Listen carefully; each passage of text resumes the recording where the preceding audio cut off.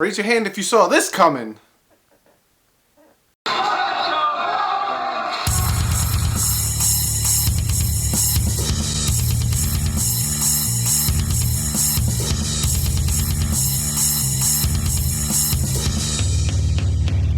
What's up, Fiend fans? So yeah, the Miami Dolphins lost to the Packers, a whopping 31-12.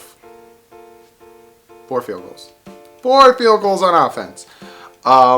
I'm going to break down some things, and then I'm going to break down and cry. The defense played... the run defense gave up huge chunk plays, but then all of a sudden the defense would start coming back. We would sack Aaron Rodgers on 4th downs. We'd sack Aaron Rodgers on 3rd downs. We were holding them to a specific point, you know? We were doing what we needed to do, and then we would be like, hey, offense, help us out. And the offense was like, okay. And then they would march down the field, get in the red zone, and shit the bed. The things about this game that drove me nuts, and I'm going to get to one, and I'm going to rant on it. So prepare yourself for a DouglieDoWrong rant on something. A lot of you guys are going to disagree with me. A lot of you guys are going to say, because we've had this conversation time and time again. So I just want to talk about the run defense, and I want to talk about how bad it was. And I was watching a lot of it, and I was watching just linebackers hitting gaps and getting blown off their ass. The defensive tackles are playing like poopy holes, and the linebackers are playing as well as they possibly could. This game was lost because of turnovers at the worst possible time, run defense, and because of one person. I'm not ranting yet. I'm going to stick on the defense for a second because the defense did play bad. The defense did give up 31 points. 7 in the first, 7 in the second, 14 in the third, 3 in the fourth. They did give up 7 points.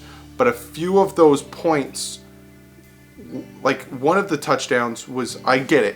If you're playing good defense, you're supposed to stop them. But you knew for a fact this defense, this banged up defense, that's another thing I'm going to talk about, is going to give Aaron Rodgers some points, right?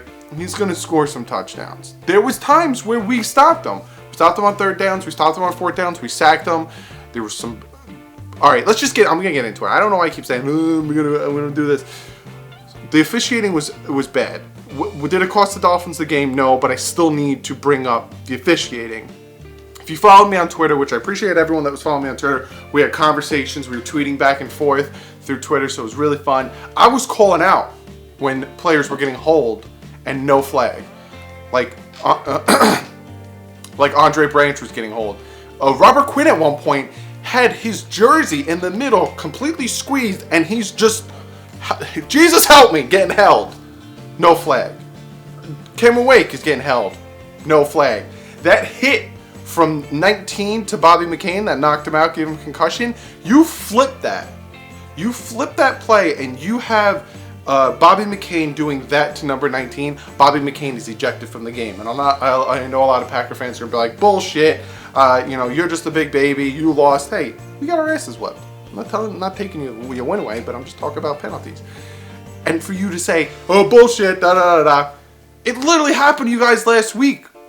Your cornerback got pushed by an offensive lineman. He smacked him in the helmet, and he got kicked out of the game. But you flip it, and an offensive player blindside lays out some dude, which is a penalty, and he doesn't get ejected from the game. It's this. You could see how this NFL is just completely offensive biased. How a lot of these holding calls on defensive ends and defensive tackles aren't being called, and how it's just so defensive. So I just wanted to bring that up and how these penalties were kind of bullshittery. It was driving me goddamn nuts, and I was tweeting about it. Every time I saw it and nothing happened, I tweeted it. Now I'm going to get on a rant. So I talked about the defense. Defense played okay, didn't play great, gave up too many rushing yards. 145 yards to Aaron Jones. The run defense played crappily, but overall, 200 yards to Aaron Rodgers for 2 touchdowns. It wasn't too bad, but it wasn't enough. Here's my rant, ladies and gentlemen. Here it is. For about 5 weeks now, we've been having this conversation. For about 5 weeks now, we've been having the debate about Ryan Tannehill versus Brock Osweiler. had a lot of you guys commenting that Brock Osweiler is better than Ryan Tannehill. I've had a lot of you guys commenting that Brock Osweiler has better pocket presence. He motivates this team. He's more aggressive. He throws it down the field. He's a better quarterback than Ryan Tannehill. You still feel that way? If you do, then you do. But if you do, then I don't know what to tell you. You didn't watch this game. You didn't watch last week's game. You didn't watch Brock Osweiler. I'm not an Adam Gase apologist. I'm not an Adam Gase, you guys got to give him a chance. Adam Gase calls some dumb shit. He does. And he does some dumb shit. But Adam Gase is very good at masking quarterbacks' weaknesses. For a good amount of time, he was masking Brock Osweiler's weaknesses because he needed to, because he didn't have his quarterback, Ryan Tannehill. But there's only so much Febreze you can put on a piece of shit before it starts stinking like a piece of shit. And all of a sudden, here comes that shit stank. And his name is Brock Osweiler. This whole debate first started when we beat the Bears. I said to you guys, you can go back and watch the video, I'm choosing Ryan Tannehill over Brock Osweiler. I even said it again after the debate kept rocking on. I'm choosing Ryan Tannehill over Brock Osweiler. Why? Because he has intangibles that Brock Osweiler doesn't. He's got his legs. He's quicker. He's better on the run. He's not a baby giraffe. Look at this game. Brock Osweiler left 21 points on the field. Some of those points, the Packers turned into their own 7 points. So you can just imagine what this team would have been like. Even if this defense was up by 5, they could have played differently. They could have pinned their ears back more. They could have went after him more. They wouldn't have to worry about the run as much. Brock Osweiler sucks. Ryan Tannehill is better than Brock Osweiler. Here's some examples I'll give you on why Brock Osweiler isn't as good as Ryan Tannehill. Number 1, if he sees a defender coming at him, he crumbles like a baby. And I know a lot of you guys are going to be like, Ryan Tannehill does the same thing. Whenever Ryan Tannehill gets pressure, he crumbles like a big baby. I'm going to start popping up. I don't know where I'm doing. I'm going to move over. I'm just going to start popping up videos of Ryan Tannehill getting rocked and still delivering the ball. Brock Osweiler, he was ducking and the defender was maybe about 4 or 5 feet in front of him. Instead of looking and throwing the ball or rolling it or doing, he was doing this. And he was taking his sacks. Missing wide open receivers for touchdowns. 3 of them. I counted 3 of them.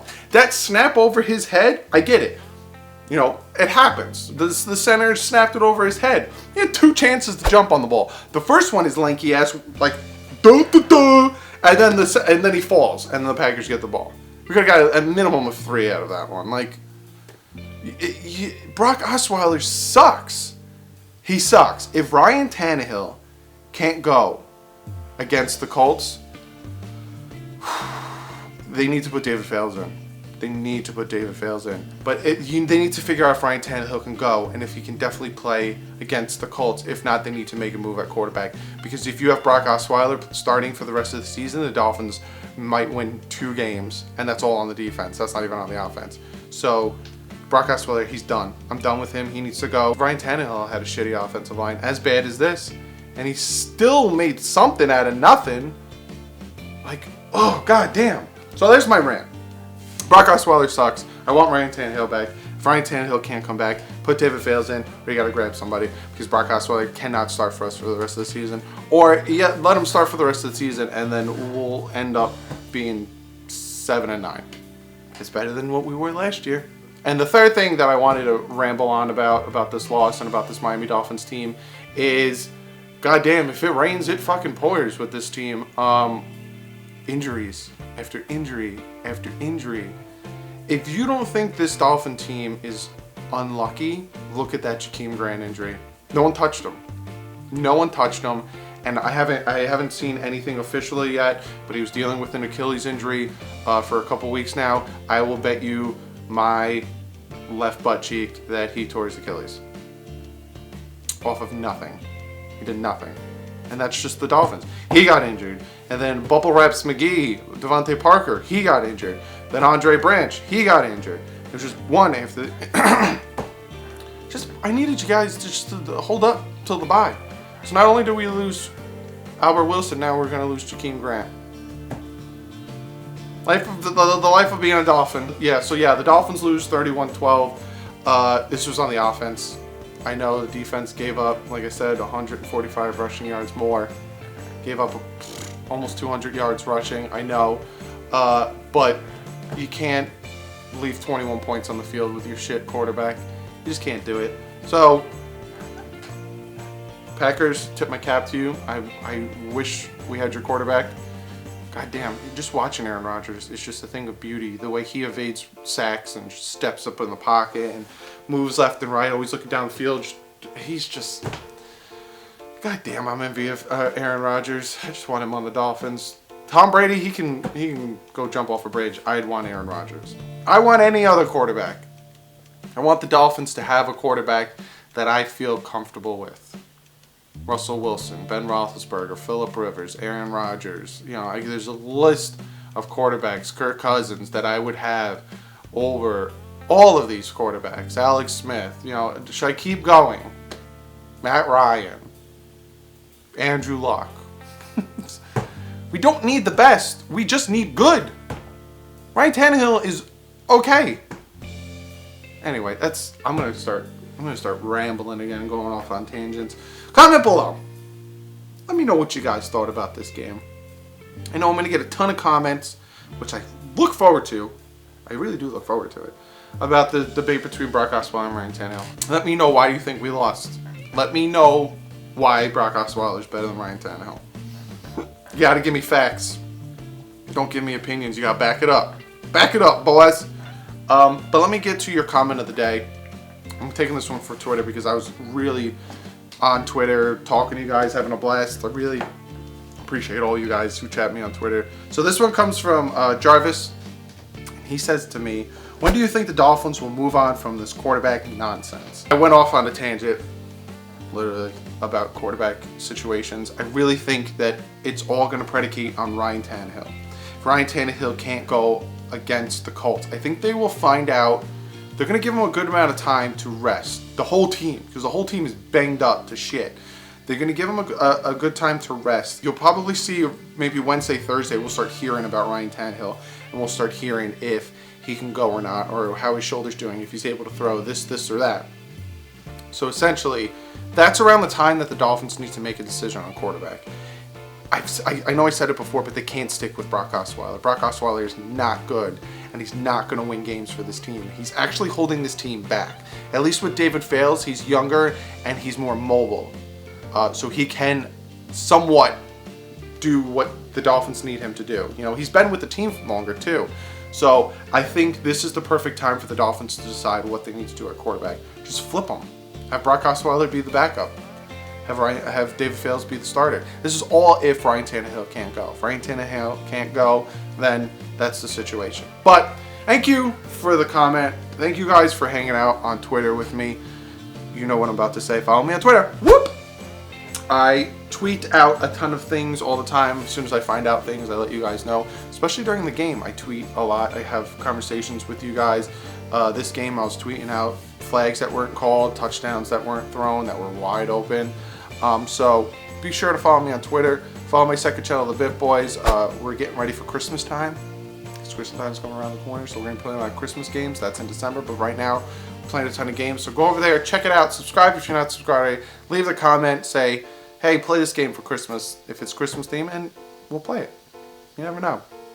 I normally tell you guys to give this video a thumbs up for a specific reason. And I normally tell you guys to give this video a thumbs up and try to be optimistic about the future of this team and, you know, the chances of us making the playoffs and why not to give up as a fan, which don't give up as a fan. It just don't ask to. This is another thing I hear too. How about this? Give this video a thumbs up because you're a Dolphins fan. Because you love the team regardless. I don't want to hear anything about tanking.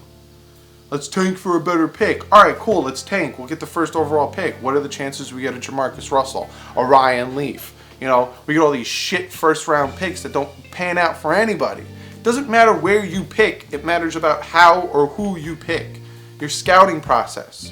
Look at the Ravens, look at the Patriots, look at the Packers, look at the Steelers. They always have good talent. It's because they know how to pick them. So it doesn't matter where you pick them, just pick the right ones. So stop saying to tank for picks.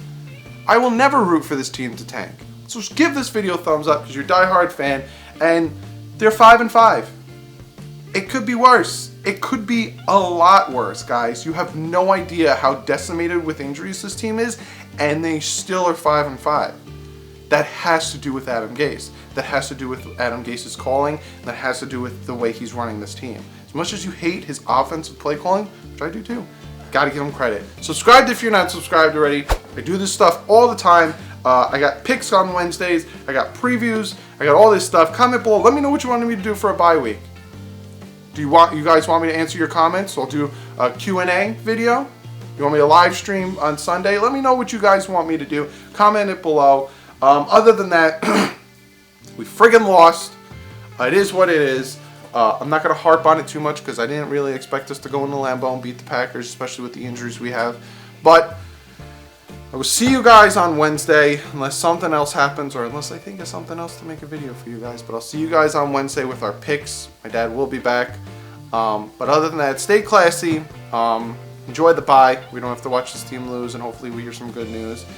And like usual, heads up. But it is, because this playbook is made for a mobile quarterback like Ryan Tannehill to be able to do the option plays, to be able... Ryan Tannehill is amazing on the run to throw the ball. Brock Osweiler looks like a baby giraffe trying to throw the ball while he's running from one way or the other.